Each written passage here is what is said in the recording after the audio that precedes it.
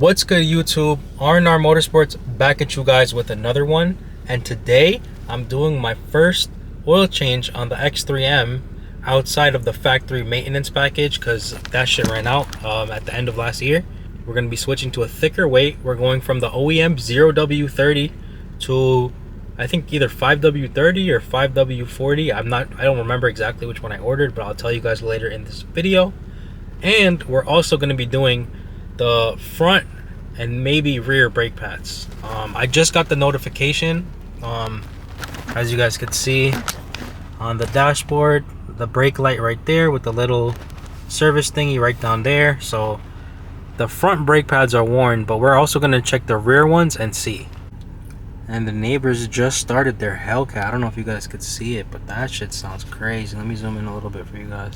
So when you guys are doing your front brakes, you guys should open the cap for the front brake fluid when you do the front brakes, so it doesn't get like over pressurized. So we just opened it up a little bit right there and should be good to go.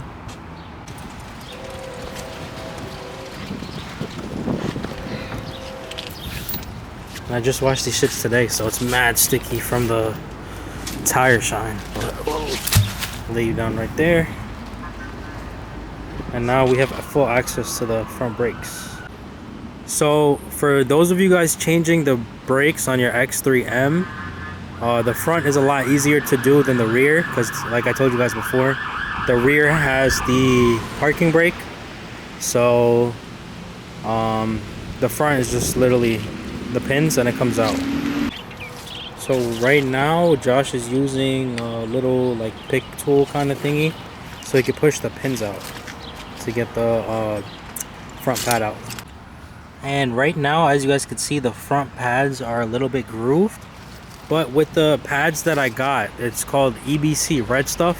It comes with this little thing on the pad. It's like a coating, and what it does is it literally smoothens out the pad. So I'm gonna have to do like 500 miles of no hard braking. So we got the pins out. These are both of the pins right there. So basically you guys are going to want to get a flathead and wedge it into where the clip is, and then just basically leverage it out like you just saw Josh do. And then once that clip is out, you got full access to your pads. And there we go, just like that. God, they're so fucking and big. The pads is out. Yeah, these fucking front pads are beefy. But you look at how cooked those shits are. God damn. No meat left on them. So before you guys install your front pads, you're going to want to clean everything off with some brake cleaner as well. And now we're taking the bmwm to AutoZone to get some brake cleaner.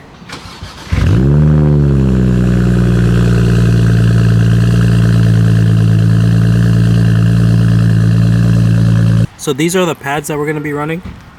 As you guys can see, they're red because they're called EBC Redstuff. And apparently these are ceramic, so it'll be less brake dust, and they're supposed to bite harder. So let's see. Damn, you can notice the red too. So it's red and blue. We got Superman calipers. It's like my E92 was. Yeah, just like the old E92. And just like that, both pads are in, and the red is a little bit noticeable, but nothing too crazy. I feel like the red and the blue contrast well. And yeah, now you guys just put the clip back, then put both pins. Make sure you clean it with the brake cleaner, and your brake job is done. Also, the wear sensor, which you guys need on any BMW, is on the driver's side. We looked around here, didn't see a wear sensor on the passenger side, so we'll go ahead and throw that on the driver's side. So just a little tip for you guys: when you're putting the clip back, make sure you put pressure on it when you're putting the pins in, because if you try to do it without putting pressure on it, it's like 10 times harder. So yeah, just make sure you guys do that. What's good, YouTube? So it's a few days later. We're finishing up the service on the X3M. Right now we're gonna do the rear EBC brake pads. So what you guys are gonna want to do is go on Bimmerlink. In the bottom middle, you're gonna want to click parking brake, and then that blue button you guys see will be activate service mode. So we're gonna activate it, and as you guys can see, we get a code for continue driving brake system, and it might say service not activated, but since the brake system light just came up, I think it's working. So we'll check right now. So I had to swap the camera battery, and I waited a little bit to put it into service mode, so the car got out of diagnostic mode. But I just redid it, pressed the button 3 times to put the car into diagnostic mode, and as you guys can see, the parking brake is in. If it'll focus, the parking brake is in service mode. So now we can go ahead and change out those rear pads. So guys, we'll take the rear brake pads off to, we're gonna take the rear calipers off, do the rear brake pads, figure out what size it is. Take this, we're not gonna take the whole thing off, the whole caliper. Just gonna take the part that holds the pads in. It's a 13, so 2 bolts, so I'll take it off and show you guys. This on the 135, it's got the pins in the back, and then the front Has the bolt? has the, yeah. So the rears came out a lot easier than the front, and the other side is the side that the parking brake is on, so this side wouldn't have given us any problems either way. But as I showed you guys, you have to put the parking brake in service mode with Link, or it's going to be a lot harder for you to do this job. You're going to need like a T45, and then you're going to have to manually turn the parking brake to the off position. It's just a whole headache. It's not really worth it. And there we go. We have the nice bright red EBC pads. So we're gonna have Superman spec calipers on this car. Came with these. I think it like holds it in place or something. Yeah. Well, if you look at the OEM ones, they don't really have that. Yeah. But put it on. It came with. Yeah. So apparently the EBCs come with a little extra metal bracket. We're just gonna put them on. If we don't need it, we'll delete it. But it looks like it fits good with the metal bracket. So I guess it'll be staying on there. Probably reduces the noise. Damn, that looks clean, dude. And once again, I don't know if I told you guys this in my footage from the other day when we started and we did the front brakes.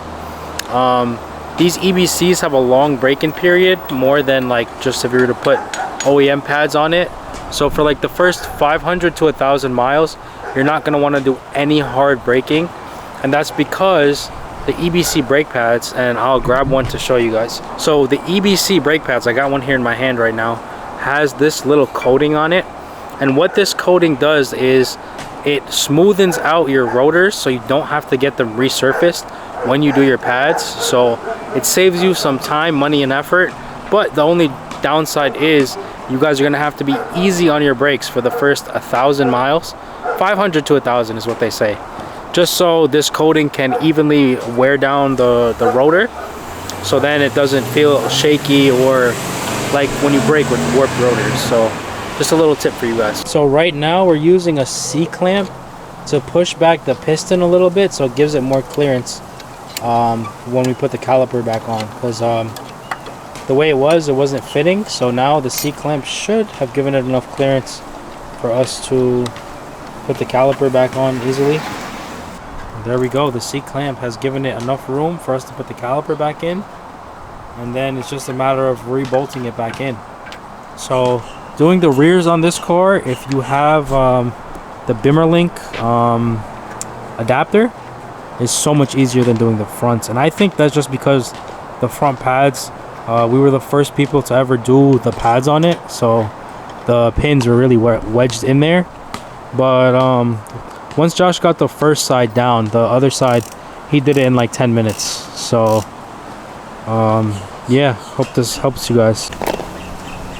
And once you guys get that caliper bolt on there tight, you're pretty much done. Alright, so now we're connecting the wear sensor to the pad. Let me zoom in, let me show you guys what he's doing.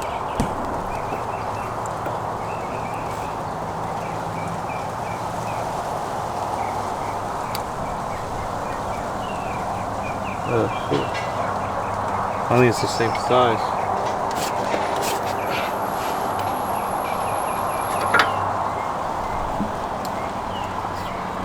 way Should be on this FCP slacking. This way thinner than this. See if the one that was on there works. Well, this one's just as thin too. See? Maybe it's that metal thingy? No, it's not the metal. Look, it's this case. It's that. It's too wide. How do they expect you to put this back on? Alright you guys, so we just ran into our first issue with the rear pads. There's no marking on the box, but when Josh was putting the wear sensor, as you guys just saw, it wasn't going in. Apparently the wear sensor was like bigger than the little slot for it. And then he went over and looked at the brakes on the other side, the pads, and the pads, one side has like a bigger slot in them to fit the wear sensor. So yeah, so this one, and then one. Let me show you guys what he's talking about. So yeah, as you guys can see, the holes are different. This one goes on the outside. This one goes on the inside. Yeah. So we're gonna swap that right now. So just so you guys don't make the same mistake as us, make sure you guys look out for that when you do the rear pads, just so your wear sensor works.